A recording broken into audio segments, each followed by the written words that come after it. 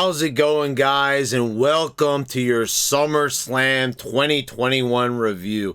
So I've already taken a look at the CM Punk debut over in AEW that happened on Friday night on Rampage. So if you haven't seen that video, go check that one out. It's the video right before this one. So we're going to forego SmackDown. I did watch SmackDown, but things got a little late.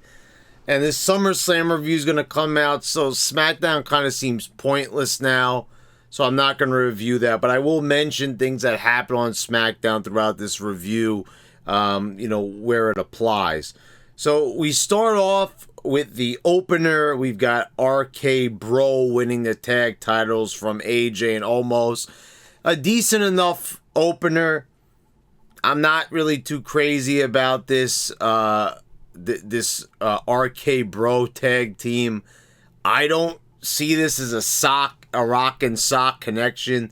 Mick Foley putting this over big time. Mick Foley, a legend and everything, but he's been saying some cringy stuff over the past couple of years. He is really putting over Britt Baker, really just going overboard with how over CM Punk is. Just a lot of things that kind of fly in the face of reality, but a decent enough opener. I enjoyed the match. It's been a while since we've seen Randy in a pay-per-view match. I mean, this was the first time since WrestleMania, I think, right? Did he wrestle before then? I don't think he did. Anyway, we've got the next matchup is Alexa Bliss defeating Eva Marie. This match wasn't really that much to speak of. Doudrop was happy that Eva Marie got beat. Eva Marie looked hot as hell. This is a tremendously beautiful girl that's in really good shape. I mean, you want to talk about a hell of a body and a girl that works so hard to maintain the body she has. I mean, she really is. This is a tremendously beautiful girl. I mean, when I talk about how the girls don't really look like women, Eva Marie looks like a woman. This is the Tori Wilson, Stacy Keibler, Trish Stratus, Lita caliber of women. I would really go so far as to say that. Maybe not as great of a wrestler, but it's obviously not really about that. And Eva Marie does her thing, the best way she can. And she doesn't really need to be a great wrestler to really get that done. Now, the whole thing with Doudrop, she puts on the robe and she makes fun of the way how Eva Marie was announcing herself with the winner. I'm not really getting anything out of this. I'm not really getting anything out of the Fiend Alexa Bliss anymore. I mean, this has kind of been spent. There's nothing really coming from this. I'm seeing Eva Marie slapping a doll in the face. This whole thing right here, this is they've taken Bray Wyatt's vision for the Fiend, and we got a tremendously watered down version of what Bray Wyatt wanted it to be. And this Alexa Bliss thing, I mean, this is pretty much the heavily watered down section that WWE injected into it, with basically none of the Bray Wyatt stuff intertwined into it. So, this is what we're getting. I'm a fan of Alexa Bliss. I still stand by that. I think she's another great looking girl with a lot of talent, a lot of great promo skills. I've said that. This was something I remember back in 2017, 2018, heavily praising her promos on Raw, saying this girl, she's really standing, heads and tails above the other women in terms of promos. The way she was able to handle the crowd when they were giving her the what chants. She is in a league of her own. but they're not giving her the material that she needs to be in that league anymore. And this character, I mean, to say it jumped the shark really wouldn't be fitting because, you know, it wasn't good to begin with, really. And it kind of seemed like this was a good pairing decision at first to put them together. It was an interesting idea to give Bray a valet, but it actually turned out to be probably one of the worst ideas they had. And meanwhile, people were praising this. You know, they were heads over heels for it. And, you know, just like everything, overrating everything. You know, this is great, you know, and, you know, now that Bray is gone, you know, now everybody seems to universally agree it's terrible. Meanwhile, I was saying for all these months, this is not good, this is not good. This is, you know, they're capable of so much more than this. She's proven it, and meanwhile, people say, oh, she's brilliant with this character, and, you know, I'm sure she's trying the best she can with the trash she's being given. Up next, we get a Mario Lopez interview with RK Bro. Randy, you know, goes for the spiel, the most destructive letters in sports entertainment, and he goes, RK Bro, and he walks off. Matt Riddle tells Mario Lopez that he's got a big surprise for Orton on Raw. I could only imagine how cringy that's going to be. And no, I won't be watching Raw. Oh, I guess I'll check it out in a YouTube video and see just how terrible that surprise is going to be. Because, you know, we all know it's going to be a comedy spot, obviously, because it involves the Riddle character. And we're going to talk about a comedy spot later on here that was such a big fail. It kind of just goes beyond all the other cringy comedy that they've done over the years. Maybe not the worst, but it was pretty close. But anyway, so yeah, Mario Lopez making a little appearance here. Damien Priest defeats Sheamus. You know, I don't know what it is with Priest.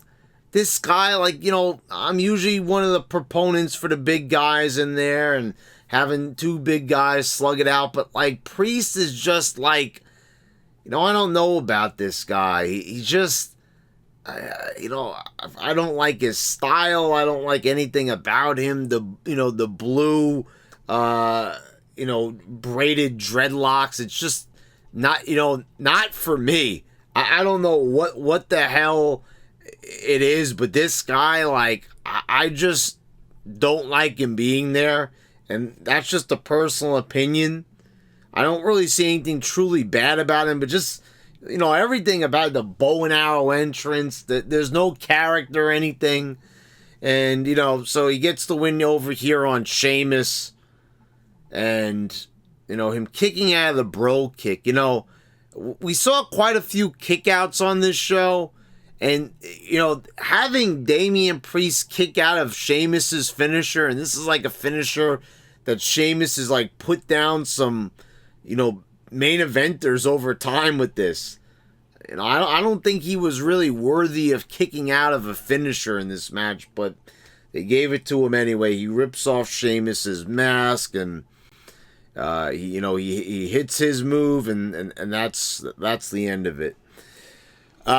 Okay, match. You know, I'm a big Sheamus fan like always, but, you know, like, just, man, you know, ever since the bar, you know, and Sheamus coming back and being a singles wrestler, like, what are they doing with this guy? He looked like he was positioned to be in the main event of WrestleMania with Drew this year, but obviously that was not to be. You know, he ended up facing off against Riddle where he won this very belt, and, you know, now he was, you know, spending months messing around with Ricochet and you know, wasn't it Mustafa Ali? Who the hell was also involved in this, man, this year? You had, you know, this nonsense going on with Sheamus having to job out to two small guys. It was, like, ridiculous. But, you know, whatever. Now Damien Priest gets the drop on Sheamus. So, I don't know what happened. This is the problem with WWE. After a few years, you win a world title. It used to be when a guy won a world title a few years back, no one backpedaled. It was very rare when someone would go on to win a secondary title after they won a world title. But somehow in WWE, this is what always happens. And we've got Sheamus as a mid-carder. After main eventing with John Cena and Randy Orton and all this stuff, here he is losing to a guy like Damien Priest. And I don't see how a guy like this is like worthy of like beating Sheamus, kicking out of his finisher. But I guess over the years the Sheamus has been devalued, so like there's kind of no harm done, I suppose. Anyway, you've got the commercial for WWE 2K22, and surprisingly it's going to be released in March, which is like the first time that a game from like the SmackDown series has been released. I can't remember the last time there was a WWE game released at all, like during that time period. Very, very few games. But the SmackDown series, which the 2K series is born out of, basically, always October and November releases, always. But, I'm all for it if it makes the game better. And the funny thing is, people are still attacking me on that video I said where I thought that the AEW trailer for the video game was unimpressive. I'm looking at this game and it's looking pretty fucking good. And they're retweaking everything.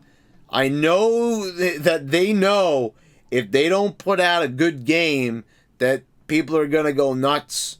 After the 2K20 fiasco, they can't afford another debacle like that. So, they're taking quite a bit of time with this game. Remember that game was released in late October of 2019.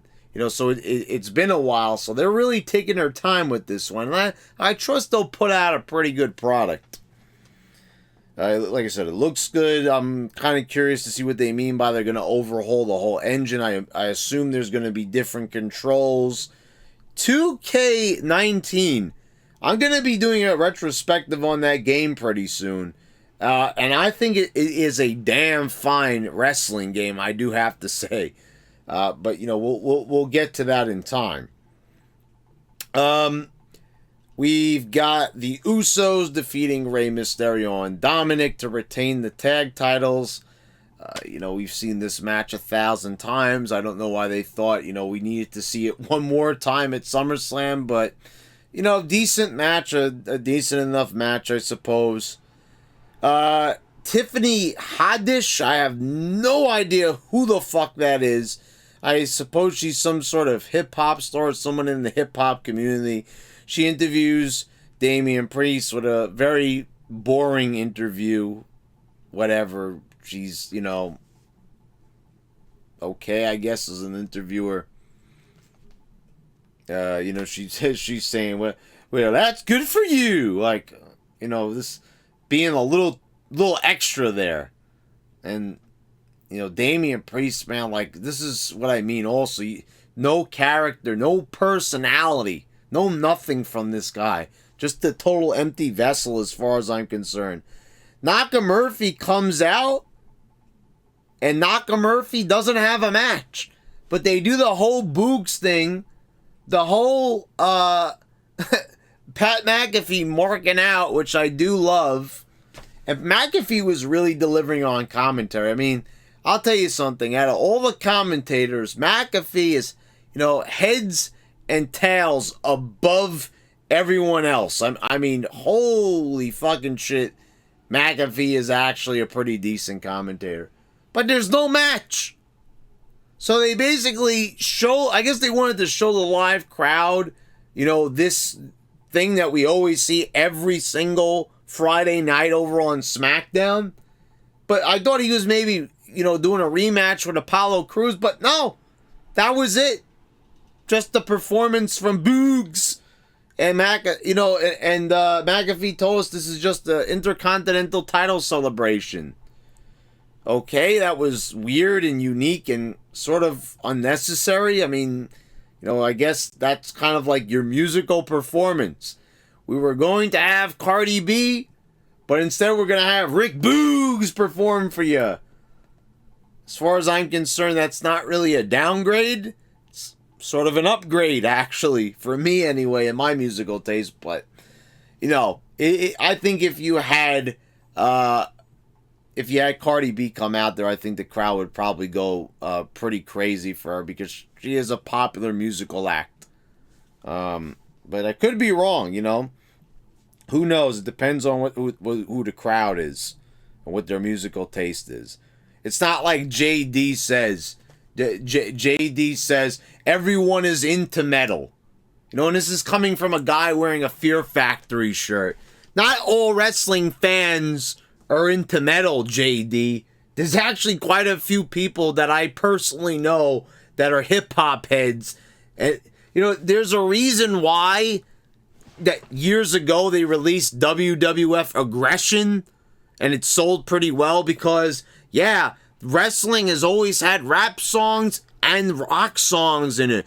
In fact, Jim Johnson, one of his favorite compositions is the Primetime Players theme. Oh, wow.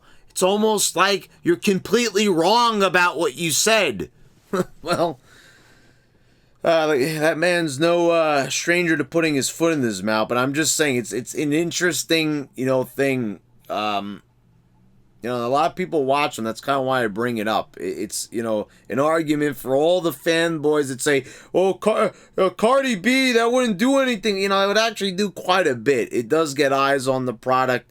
One thing, Bad Bunny, but like Cardi B, there's a lot of people I know that listen to her. I don't like her. I hate her, but, she brings publicity with her. And you could see why WWE... you gotta understand, WWE's not always gonna get the, the act that everybody, universally agrees with. They could do, a handshake that I agree on this. No, they're gonna get the person that, is going to draw the eyes and get, and does the record sales and gets the downloads. That's who they're going with. That's why they got Bad Bunny. It's, it's not about, what you personally like. This isn't Tony Khan's AEW, circus fest where we're doing everything that you like. Oh, for the niche audience. No, it's not what this is about, so you got to understand. So I would have supported that decision if she appeared on SummerSlam, but she didn't. And then you get this big fucking mess where like, well, what the fuck happened here? First of all, we've been hearing rumors all week. The dirt sheets were reporting, and apparently it's true that Sasha Banks is not. I heard that she doesn't want to get the vaccine. She liked the tweet, which had caused some sort of controversy, and I think that's why she wasn't allowed to compete. I think it had something with her being in Vegas. And what the rules are, I don't know if they have rules there for indoor entertainment. I don't think so. Last time I checked, but I don't know. I could be wrong about that. But anyway, it's got to be something about that because she's not on the show. They were like, she might be able to go. She might not be able to go. I don't know. Maybe she's sick. I don't know. But the announcers and the ring announcer are just announcing it after they played the fucking video package, acting like she's there, and it's not like I want to see this match, but you just wasted our time showing us that whole video package. This show's long enough. It's 4 fucking hours, 4+ fucking hours, and you're playing this video package for 5 minutes, and she's not even on the show. We're not even having that match. And you're showing that shit. Hey, how does Pat McAfee and Michael Cole not know that she's not on this show? oh, she's not here. So instead it's going to be Carmella. And I'm thinking, oh my God, this is what they did last time, having Carmella come out here. She's like the official replacement. But instead we get Becky Lynch with a massive reception. So actually a really loud pop, but you know, I don't know now, because like they say it's, that new stage they have can now actually generate crowd noise. They could actually filter in noise, because you know they started doing that during the pandemic era. So you know that's maybe what they're doing now. But anyway, Becky Lynch comes in. She's like dropped 20 pounds. She dropped quite a bit of weight. Her arms are like really thin now, like zero muscle tone on them. And, you know, she comes in there. She disposes of Carmella. It didn't really look like she hurt her enough to be able to like replace her in the match, but she does. She challenges Bianca Belair. And, you know, somehow this is an official match, you know. I don't know where Scrap Heap Adam Pearce or Sonya Deville were. You know, they were, maybe, I don't know, maybe they were dancing to Nakamurphy's music backstage or something, getting down with their bad selves. But we got a match, and, we you know, like, there's maybe 2 moves in it, and then we get a rock bottom from Becky Lynch, and there you go. New women's champion. Huh? Like, so we had Bianca Belair beat 2 girls in a row, beating Zelina Vega and Carmella, showing that, you know, she's the dominant female. You know, Hell in a Cell match, all this stuff, building her up, strongest, EST, the bestest, the baddest, the worstest, the greatest, the goodest, you know, the whateverest, you know, I don't know, but like, holy cannoli, what was that all about? They squash her, a baby face like that? Like, I could see she was a heel, but a baby face? You squash the baby face? And Cringey Lynch? Like, I'm supposed, you know, you're supposed to cheer Cringey Lynch. Yay, she squashed the baby face, and like Bianca looks like she's about to cry, which is like, that is like the default, you know, that's the default reaction for these girls. You win the title, you start crying. You lose the title, you start crying. You lose a match, you start crying. I don't know where it ends. The boo-hoo fest never ends when it comes to the women's division. But, you know, Becky Lynch is back, and this new, thin, anorexic-looking Cringey Lynch is back. And I gotta say, I'm really not looking forward to it. I couldn't put my finger on it at first. I was like, her face looks weird. And I'm like, yeah, it's like really thin. And then I looked at her arms, and I was like, you know, Lynch was always in pretty good shape. You know, I can never take that away from her. I mean, the girl, you know, I stopped following her on Instagram after she started doing the man gimmick, because that's, you know, when I stopped my liking of her. You know, it got too cringy, and I couldn't take it. And, you know, but she always took care of herself. But, like, you know, after a year and a half following the pandemic, you'd think that maybe you'd get, like, the best, you know, version of Becky Lynch. You think you'd get the cringiest of the Lynches. But no, we get the skinniest of the Lynches. And I'm like, you know, Cringey Lynch is not eating lunch or something, you know, like, holy cannoli. Like, I don't know if, you know, if old Dewdrop over there came along and stealing all Cringey Lynch's food from catering. You know, or maybe she's having a roll for dinner and she's eating all her food, or so. I don't know. You know, is Rollins doing anything to stop that? Like, I don't know, but like, Rollins got to tell her, you're getting way too thin there. Like, come on. Then we get a match between Drew McIntyre and Jinder Mahal, and this is like, I don't know what they're doing to Jinder. I was happy to have Jinder finally get a SummerSlam match. and it's like a short match, like nothing, like just Jinder just gets fucking creamed, gets laid out with a claymore. Drew chases off Shanky and the other guy, Jinder's other henchman with the sword. This thing about chasing people around with swords. Like, remember when WWE used to have that slogan, no guns, no knives, just chairs, like printed on a t-shirt? And exactly. With the exception of Brian Pillman, which took place outside the arena, you never saw that stuff because you don't use weapons that you don't intend to use.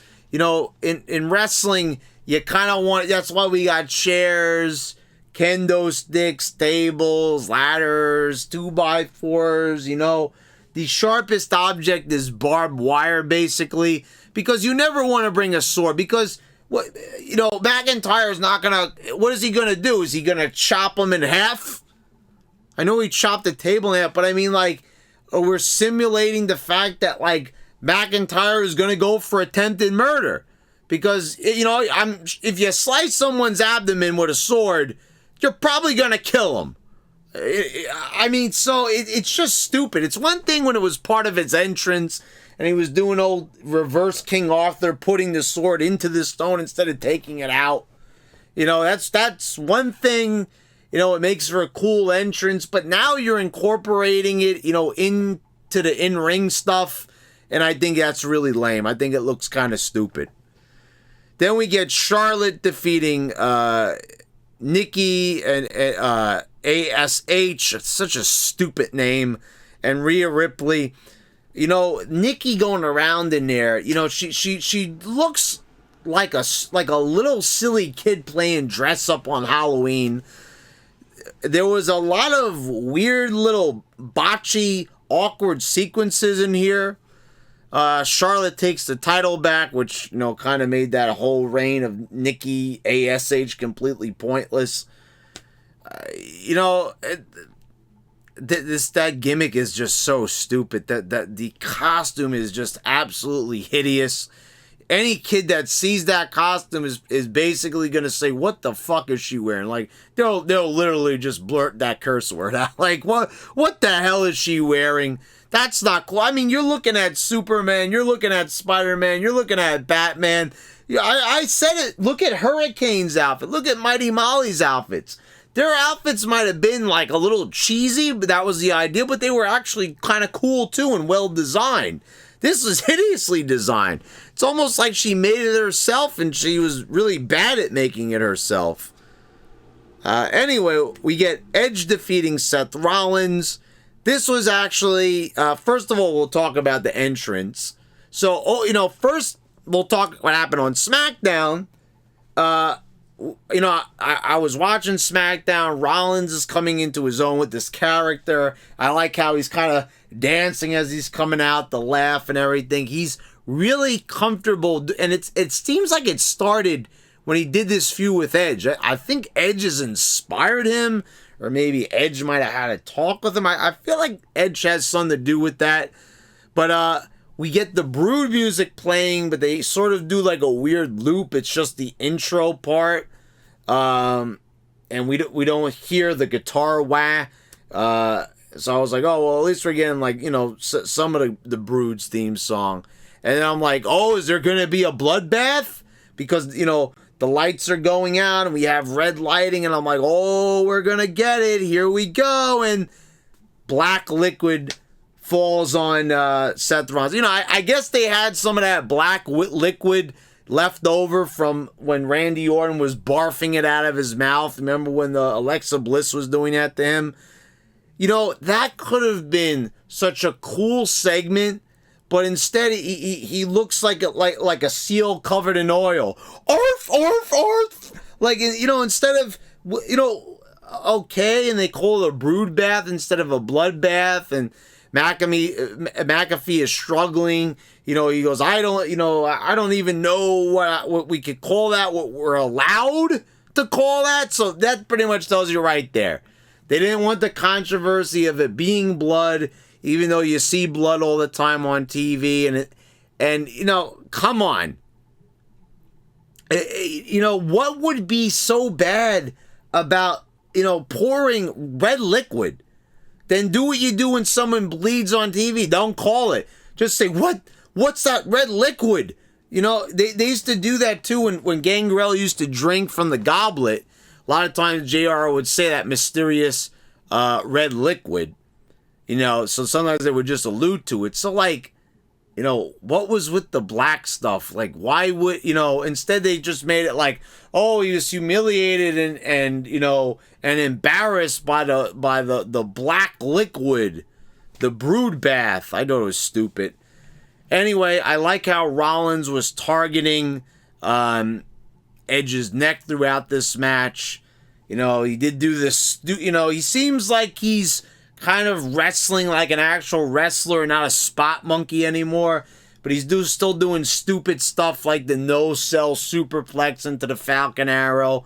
Hate that move. Makes no sense. I'm saying that for years now. Repeating myself. This match should have ended after Seth went for the Phoenix Splash. He rolled through. Edge hit him with the spear. That was the perfect time to end it. Instead, they go for this finish where Edge gets the sleeper onto Seth. At first, he has him in a crossface. Rollins is trying to get out of it. Then he pounds him, you know, in the head, and then locks on the sleeper, and that ends the match. By, you know, he taps out. Okay, you know, that was an unexpected finish, but I was like, okay, I would have thought that would have been a cooler sequence to end it on. But yeah, I mean, this was a pretty decent match, and Edge came out to the Brood's music, and he even had a jacket on with the Ankh on it, you know, his old symbol, you know, what he has tattooed on his arm. On his lower forearm, and you know, Edge looked really cool doing this, but then it cut into his Metalingus theme. I would have just had him come out to that theme. I don't know why I had to just switch themes, you know, mid-entrance, but whatever. I thought the ultimate, and he also came up through the fire, which was awesome. But I thought the one little touch they could have done is like, come on, give Gangrel a paycheck and have him come out there with Edge just one time for old time's sake. I thought that would have been awesome, but it was good enough how it is. So yeah, a good entrance, a memorable entrance, a great little piece of nostalgia there, and a pretty decent match. You know, just a little few things that, you know, like I said, they didn't have to give an extra 3-4 minutes to this match. It could have just ended right where I said it should have, and it would have. I think it would have been even better if they had ended it a little bit earlier. Then we get John Morrison and The Miz, and you know, I don't know, like, you know, are they trying to make this like a vagina joke? I mean, like, yeah, honestly, squirting, moist, like, is that what we're doing here? Because, you know, like, I'm not sure, because it's water guns and it's, you know, Johnny drip all the time, and like, I think that's what they're going for, but it, you know, this is what I don't understand. It's PG. We've got Nikki ASH, and she's on Raw along with these guys, and they're talking about moist and squirting. Anyway, Xavier Woods comes out with the, you know, I saw this shirt, but have they been doing this on Raw? I saw this on Shop Zone because I actually ended up buying the Karrion Kross shirt that was on clearance, because it's one of like the few cool current designs for t-shirts that I actually liked, and it was like really like, also like with 30% off on top of it. So it was $6.95, and I paid their expensive ass shipping, so it was like only $13 and change altogether. But like when I'm there, I'm seeing this NDR. What does that stand for? New Day Oh, rocks. Oh, I just figured it out. Okay. He comes out dressed up as Scott Hall with his hair all greased up, and he's got the hanging piece there, the hanging bang, and he's squirting them with the water gun that they're searching for. And I'm seeing Morrison and Miz, they're trying to be charismatic, they're trying to make this work, but they're selling for a water gun. And it's a single stream of water. It's not even like a big hose. People said, it was comical when Austin squirted them, and gave them a beer bath. But that was like a fucking fire hose. This is a little stream. It's a super soaker. That's what it is. And they're selling it. They're falling down. Falling out of a ring. I mean, you would think that they were hit with like finishing moves or chair shots or something. Or a cannonball. First of all, Xavier Woods looked like a goof. There's nothing I hate more than when a wrestler of today dresses up as a wrestler from the past. Unless it's like a gimmick, like, when the Big Show dressed up as Hulk Hogan, or when Stevie Richards was imitating Dude Love, like one of those types of parodies. But like, that is just such cringe. Holy shit. That was like the goofiest fucking thing I think I've ever seen. That was terrible, awful, just some of the worst comedy I've seen on a pay-per-view. Then we got Lashley defeating Goldberg. It looks like they're going to have a rematch out of this. The crowd was heavily booing Goldberg. Like, what is the deal with people hating on Goldberg? I don't get this. Unless it was like an extra smarky crowd. I don't know. But I thought this was a longer match for Goldberg than usual. And, there was like a few little missteps in there, but for the most part, I thought that this was a pretty fun and entertaining match. Goldberg did a little bit more. He didn't just do spears and jackhammers. He actually didn't even hit a jackhammer in this match. He hit some slams. But then you had MVP hitting him in the leg with his cane, and Lashley started to work over on his knee. He started slamming it into the ring post, and the referee called for the bell. Then Goldberg's son jumped onto Lashley's back, and he locked him in the full Nelson, and he quickly released him. I don't know why instead of getting heat, like MVP sort of kind of apologized for. He's like, oh, well, that could have been anybody. Like, just give him the full Nelson and end it. We don't need an explanation. Like, that's called heat. Is he not allowed to get heat because it's a kid and it's like PG? So, I don't know. But, that finish was, it's going to lead to another match. But, I enjoyed it for what it was. So I'm not really complaining too much.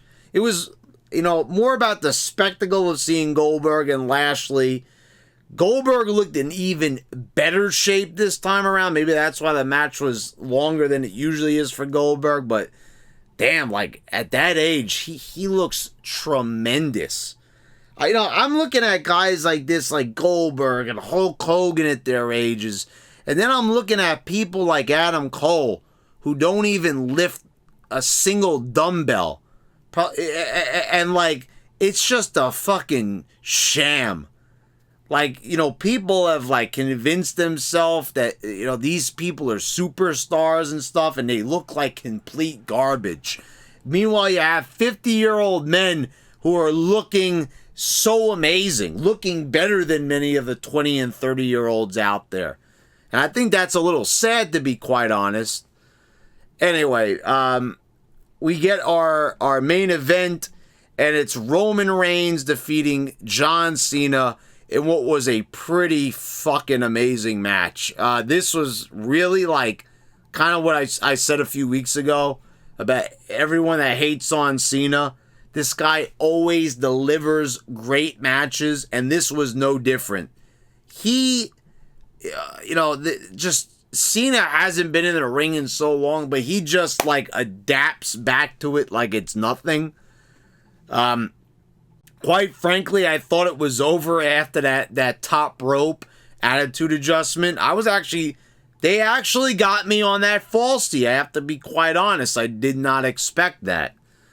And then it ended with a spear, which seemed kind of like a more basic than normal finish. I thought they would have came up with something a bit more creative for the finish, but all right. I mean, it works. But yeah, that was a really good match. Like, a good pace and everything. Reigns was dominating. There was good pacing to it. I really enjoyed it. There was a good way of capping things off. And then Brock Lesnar, ladies and gentlemen, looking jacked as fuck. Goldberg was looking jacked. There was a night of people looking jacked. And I was jacked for this. Brock coming out to an enormous ovation. You know, I don't think you have to pipe this in like the Cringey Lynch chants. You know, maybe she did get those chants. Who knows? I thought that Brock was going to like end up cutting that that little ponytail that he has on his head, but the beard and the ponytail, I kind of like that look on him. I think he looked pretty good that way. But man, like Brock coming out in his tank top, I mean, man, you know, he looked fucking jacked. And I was excited to see him, and I don't know, the new look excited me for some reason. You know, I don't mean to sound like one of these fanboys out there. Ooh, he looked really nice, but I don't know, he looked cool. And I mean, you know, the appearance is everything, basically, you know, when it comes to these guys. And I'm like, I didn't expect, you know, Brock, someone posted a shitty photo of him in like some... It almost looked like a convenience store or something, but it was probably somewhere else. But, you know, I saw the hairstyle on him, and I wasn't, like, sure if I liked it, but I'm like, you know, wow. We didn't get anything, you know, from this, though. Brock goes in. It's kind of cool. You know, he walks up to Roman. Interesting that Heyman is there, and, you know, when Brock left, Heyman was with him last, but now he's with Roman. But, you know, we get one of those, you know, not tonight types of deals. And, you know, I guess you don't want to have a big brawl just yet. But, like, it would have been cool to end SummerSlam with a big brawl between these behemoths. But anyway, there you go. So, you know, not a tremendous SummerSlam the whole way through. But there was enough to enjoy. You know, Lashley and Goldberg was entertaining. Reigns and Cena was...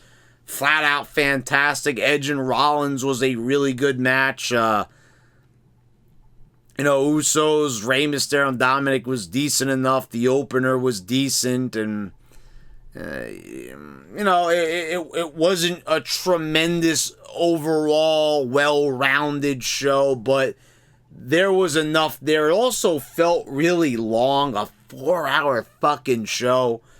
I don't know. I kind of thought that they were going to keep this one to 3 hours. You know, they started saying they were going to, like, start to shorten up pay-per-views, but, like, SummerSlam went 4 hours, like, a few years, like, I don't know, it's been, like, 10 years of it being a 4-hour event. You know, they kind of wanted to make it like it's the, you know, second biggest pay-per-view after WrestleMania, and, you know, they wanted to give it an extra hour, and they've kind of held true to that. But, you know, this is just like, it's the same thing like WrestleMania. It's so tiring, and not everything is good on the show. And, like, can I ask a question? Why the fuck are you spending all this time with Sasha and Bianca Belair clips that don't need to be there when she's not even there for the match? And, you know, once again, Reigns taking his time, getting down to the ring. Morrison and The Miz and Xavier Woods. Why was that segment here? Why did we waste all that fucking time getting them out there for that? Anyway, whatever. You know, but it was a good enough show. I mostly enjoyed it. And let me know what you guys thought down in the comments below. Please subscribe if you haven't already. Click the bell so you get all notifications when I post all my new videos. I want to thank all my patrons for your continued support. And thanks again, guys. I will see you next time.